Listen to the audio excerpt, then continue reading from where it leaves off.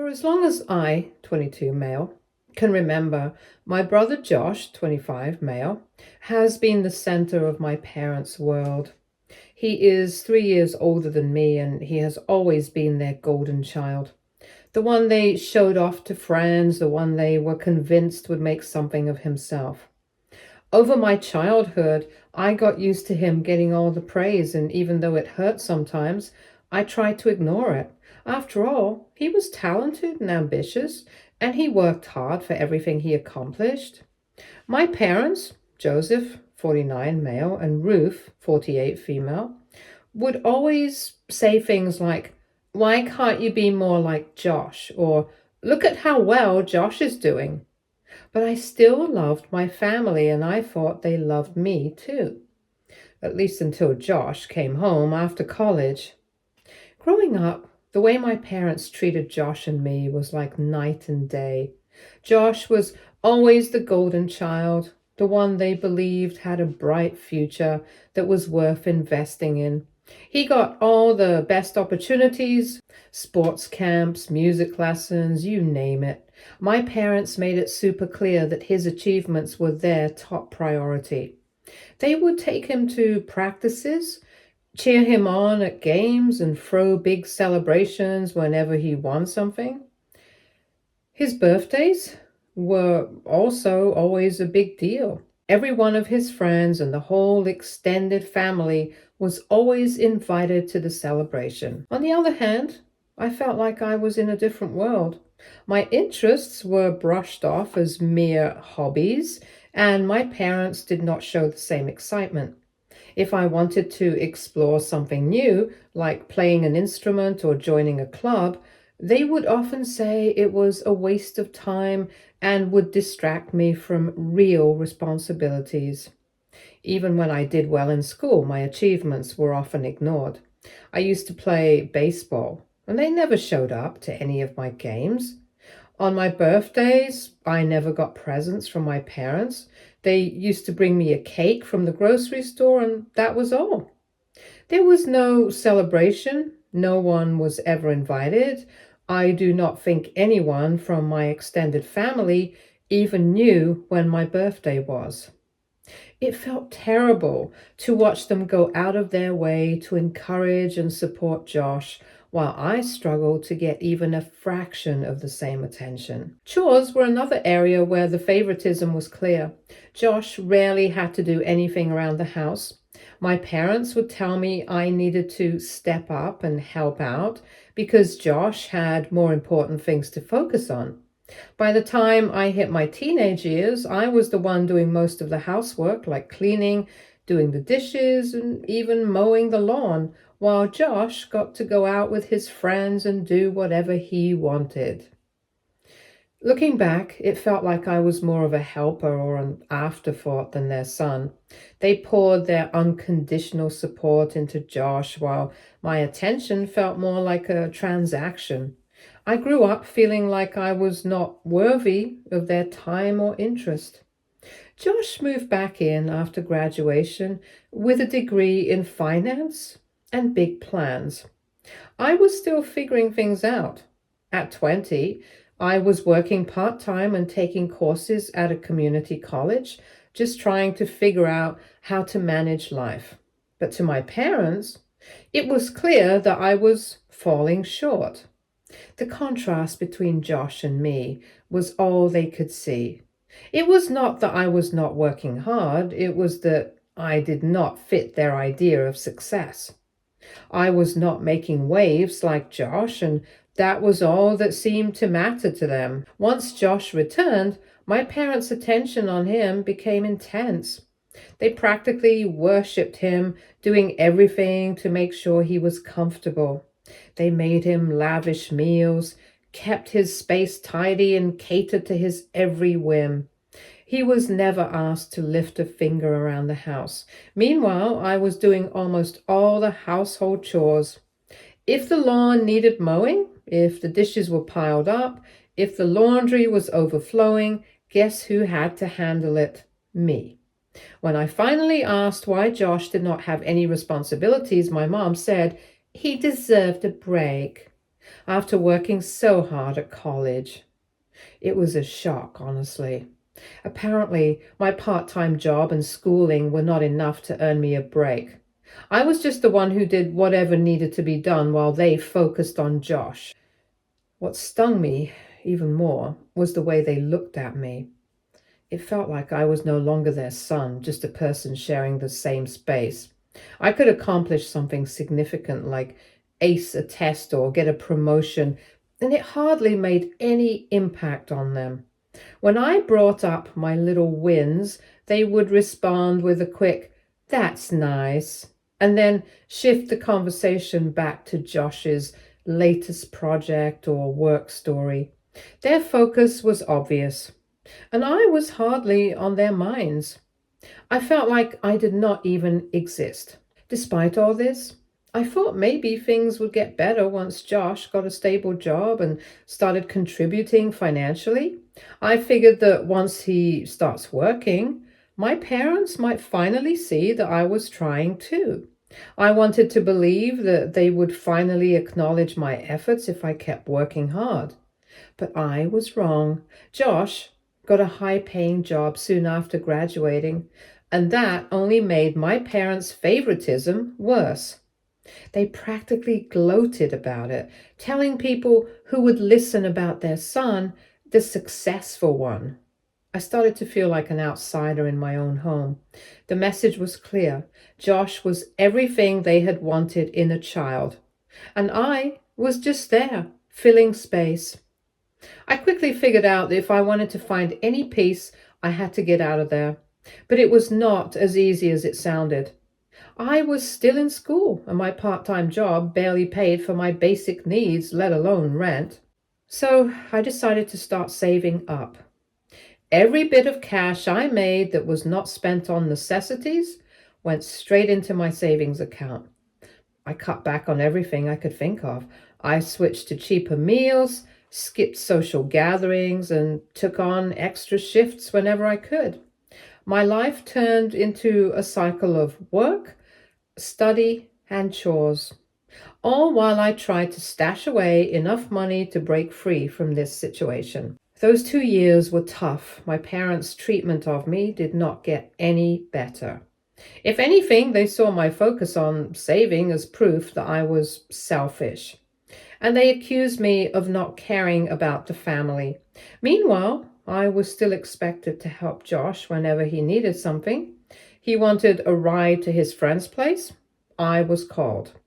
He wanted something picked up from the store. I was the one sent. My parents did not even ask him to help around the house.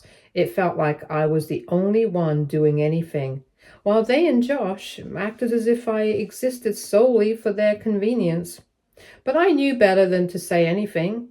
Confronting them would only make things worse, so I stayed quiet and focused on my goal. Things took an unexpected turn when I learned that Josh was planning to move out. And not just anywhere.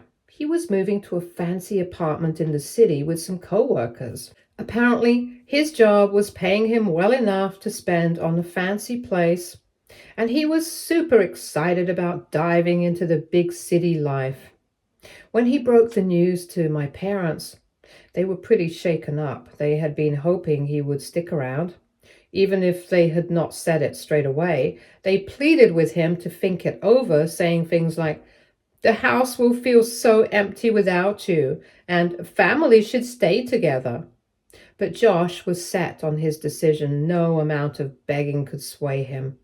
Watching their reactions was almost surreal. For once, it was not me feeling abandoned, it was them. I thought maybe they would realize how they had treated me, but that was wishful thinking.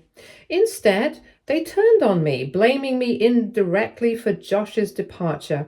They would make little comments about how some people did not appreciate family values and how it was selfish to abandon the people who had always been there for you. They never said it to my face, but the implication was clear. They were talking about me too, as if my quiet plans to leave were the same as Josh's grand exit. Then everything took a turn. that made me feel both angry and shocked. One day, I caught my parents chatting about how they could not keep the house without Josh pitching in. I always believed they were doing fine financially, but it turns out they were counting on Josh to help out once he got a job. They had even made some buys and commitments based on that expectation. Now that he was leaving, they were stressed about how to pay the bills. That is when they started looking at me for help because Josh was not just leaving the house, he was also clear that he would not help out our parents financially because apparently his life in the city was going to be expensive and he would not be able to afford it if he was helping out our parents. All of a sudden, my parents started treating me like a valued part of the family again. They would tell me how much they appreciated having me around and how they could not imagine the house without me. They even began talking about how families should support each other and how they were growing older and would need help soon. They wanted me to stay, not because they missed me, but because they needed my money. After years of treating me like an afterthought, they now expected me to step up and support them, even though they had not done the same for me. I could barely wrap my head around it. It was almost funny watching them pretend we were this tight-knit family. They tried to lay a guilt trip on me, saying it was my responsibility as their son to step up now that they were getting older. I almost burst out laughing. These were the same folks who hardly acknowledged me all my life unless they needed something. Now, out of nowhere, they wanted to call me family and expected me to drop everything for them. I was furious, hurt, and just completely worn out. After everything I had dealt with, they still treated me like a backup plan. In that moment, I realized I had to go sooner than I had planned.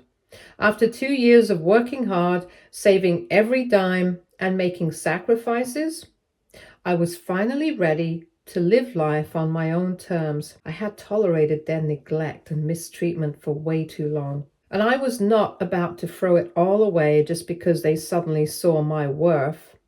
So I made my decision. I packed up my stuff and left without any big farewells or explanations. I found a cozy little apartment that fit my budget, was close to work, and I moved in. For the first time, I could actually breathe. I felt so free. It has been a few weeks since I moved out, and I'm still getting used to the quiet. No more guilt tripping, no more living in Josh's shadow, no more feeling like a stranger in my own home. I can focus on myself, make my own choices, and live without constantly being reminded that I am not enough. But part of me still feels conflicted. My parents have called and left messages saying they miss me and want me to come back.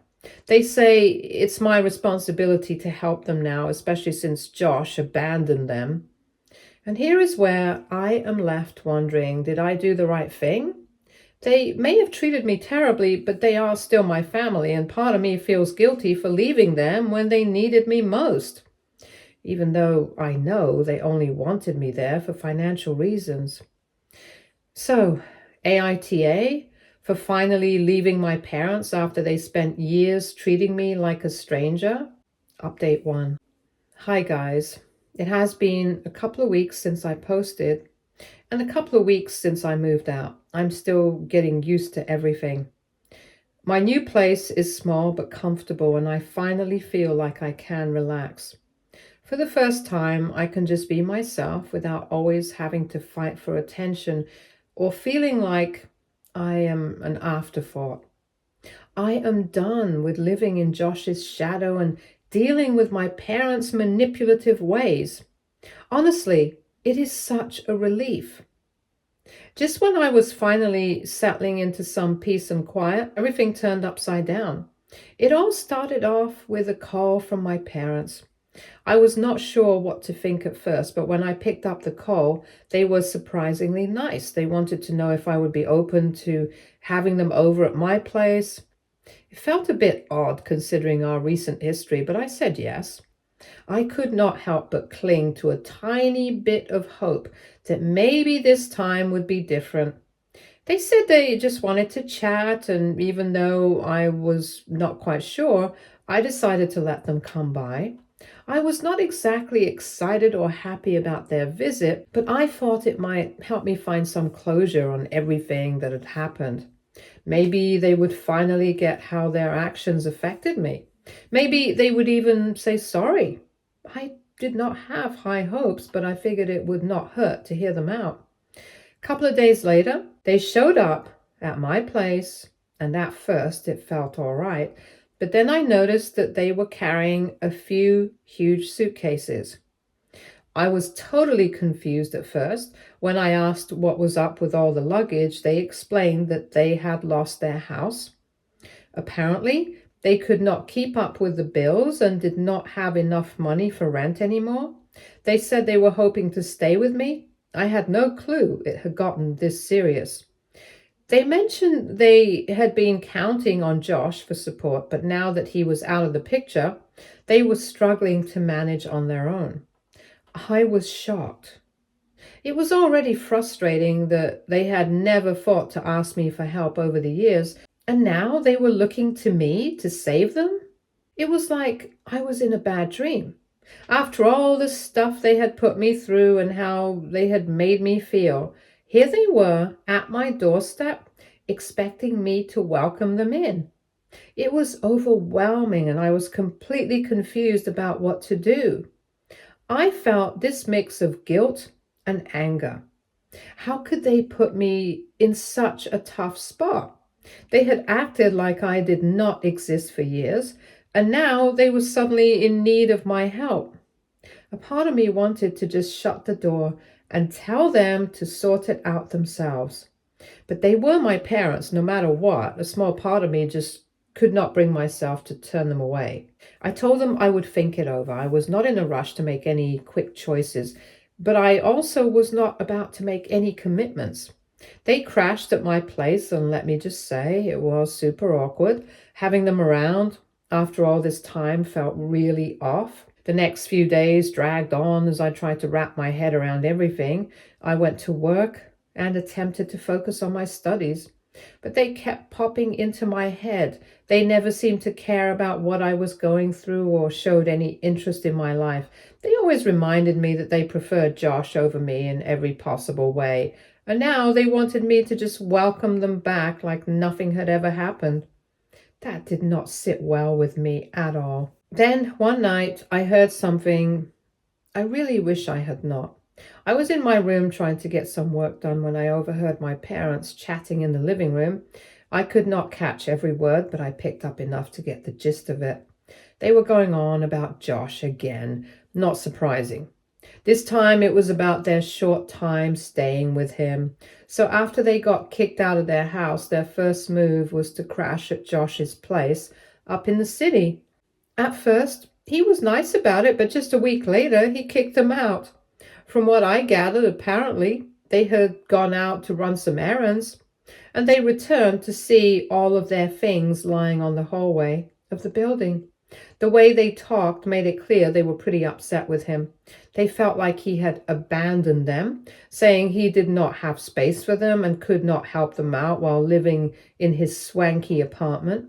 Honestly, I was not shocked. Josh had always been all about himself and his own achievements. His priorities were pretty obvious, and family was not one of them. I never had any illusions about him. Hearing my parents complain about Josh really hit hard. They had done the same to me, always expecting my help when it suited them, but never considering what I needed. Now they were acting like the victims, as if Josh had left them high and dry, when the truth is they had left me hanging for years. I did not call them out on it, though. Instead, I took a moment to think about everything. Their visit had only been a few days, and I just could not keep going with it. I could not keep pretending to be the perfect son anymore. For years, I tried to win their love and attention, but it always felt one-sided. I was the one doing all the heavy lifting, managing everything at home, while Josh just enjoyed his laid-back life. Now that I finally had some freedom, was focusing on myself, they suddenly wanted back in, asking for help just when it suited them. The guilt was heavy, but I realized I could not fall back into that unhealthy pattern. I had spent way too long trying to make them happy and earn their love, and it never worked. I needed to prioritize myself, even if that meant saying no to them. In the end, I did it. A week back, I asked them to leave. I told them that I could not take them in, not after everything that had happened. They did not take it well. There were more hurtful comments, more guilt trips, but I stood my ground. It was the hardest thing I have ever done, but I knew it was the right choice for me. It was time to stop being the one who always gave in, the one who always tried to fix things. I could not be the backup plan anymore. Update 2. Hey, it has been about 6 months since I last posted. Things have definitely changed, though not in the way I expected. It all started off with a phone call. I received a call from an unknown number, and I almost let it slide to voicemail. I have dealt with my share of spam and robocalls, so I was ready to ignore it. But for some reason, I decided to answer this one. The voice on the line was a bit shaky and sounded nervous. She said she was my mother's sister, and then hit me with a shocking revelation that completely threw me off. She claimed to be my biological mother and said that my dad had an affair with her years ago, which led to my existence. Apparently, my biological mother, the woman who called, was too young and not prepared for a baby, so my dad took me in and raised me as his own while she walked away from it all. Initially, I thought she was out of her mind. How could any of this be real? I have known my parents forever, and they have never hinted at anything like this. She kept pushing, claiming she had evidence and wanted to meet up.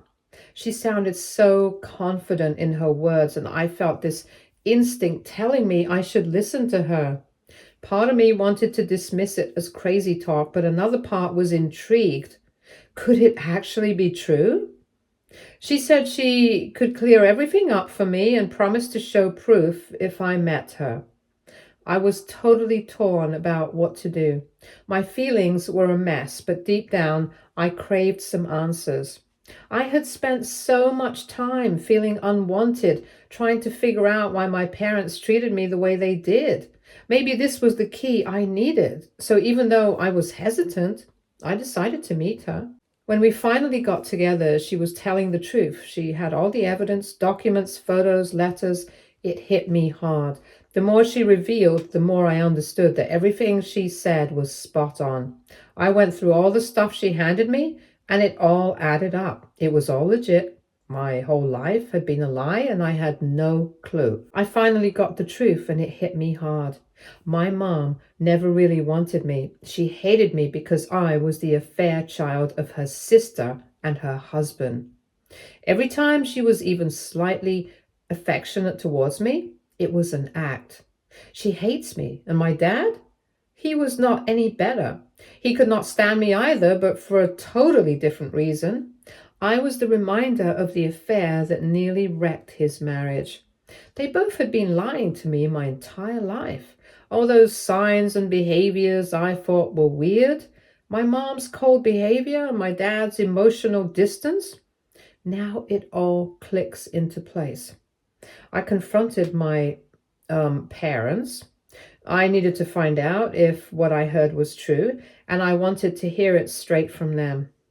Their reaction caught me off guard. They did not deny anything or try to brush it off like I was confused. Instead, they laid it all out there, no sugarcoating. My mom said she finally felt free. She did not have to pretend I was her son anymore and could let go of the shame she had been carrying. Turns out she had been holding resentment towards me all along. My dad was not any better either. He admitted he never really wanted me and felt like I was a burden for years. He said he only kept me around because of the situation, not out of any love. To him, I was just a mistake he had to deal with and a reminder of his mess up. It hit me hard like a gut punch. I had poured years into seeking their approval, wishing they would love me back. I did everything I could, hoping they would finally see me as their son. But in the end, it was all for nothing. It was never truly wanted by either of them. They both had their own agendas, using me without ever really caring about who I was. My entire life felt like a lie. I felt totally betrayed, heartbroken, and honestly, a bit adrift. For the first time, I really saw them for who they were. People who never cared about me, never wanted me around, and only kept me close out of obligation. I thought I had finally broken free when I moved out, but discovering the truth about my real parents felt like someone dropped a heavy weight back on me. I had been fighting for their love all this time, only to realize it was never there to begin with. When I finally confronted them, all I got were cold, hard truths. My mom said she felt free now that she did not have to pretend to be my mother anymore. She was happy. She did not seem bothered by how things turned out. It was like she was relieved to finally admit I was not her child and was glad to be done with that role. My dad's response was pretty similar. He did not apologize for all the years of neglect or for making me feel unwanted. He did not even try to explain anything. Instead, he just told me I had ruined everything for him, that I was a constant reminder of his mistake. It was honestly a huge shock. I always knew my relationship with them was shaky, but I never thought it would go this far. Finding out like this made me realize that everything I believed about my parents was built on a pile of lies. They said they think it would be best if I do not try to reach out to them directly, but they mentioned that they spent a lot on my education and overall raising me, so I should pay back whatever I owe them. I was not surprised. I told them I would, but that it would take me a while. Dad said it would be fine as long as I'm paying them a fixed amount every month. When I walked out of their house that day, I felt completely lost. I wanted to cry, but it felt like I had run out of tears. How could I feel at loss for something I never truly had? I never really had a real family, not in the way I always imagined. They were not my parents like I thought. They were just people who took me in but never really cared about me. Now I feel more isolated than ever. I'm not sure where to go from here. I know I need to move forward, but this truth weighs so heavily on me that I do not know how to deal with it. I always thought that someday I would be able to forgive them, that they would eventually show me love, but now I realize that was never going to happen. They have revealed their true selves, and there is nothing left for me with them. Update 3.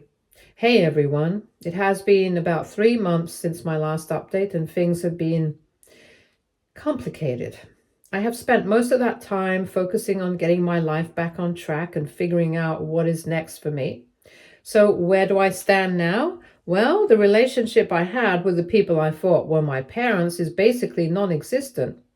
Other than the monthly payments I'm sending their way, the whole pay back what I owe deal, we do not communicate at all. And honestly, I'm not even bothered by it. It actually feels like a relief to drop the act and stop pretending everything's okay. It's like a huge weight has been lifted off my shoulders. I have come to terms with the fact that I only owe them what I'm paying back, and I'm done chasing their approval.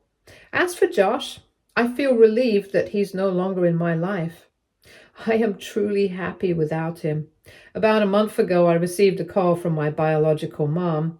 I was quite surprised to hear from her. She asked if I would think about having a relationship with her. I did not know how to respond immediately. I have spent a lot of time thinking about everything, but I'm not sure if I'm ready for that yet. So I told her I needed time. I explained that I could not make that decision right now, but maybe in the future, when my life is more settled, I would think about reaching out.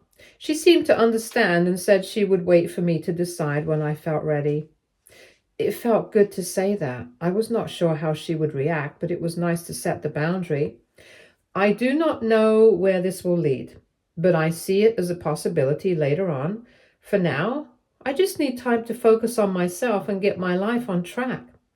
Speaking of which, I have been doing a lot of work on myself these past few months. It's not been easy, and it has definitely been a slow process.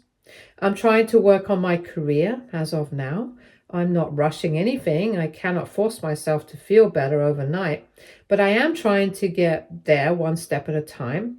It's a struggle some days, and I still have a lot of questions about everything, but I'm moving forward, and that is what matters.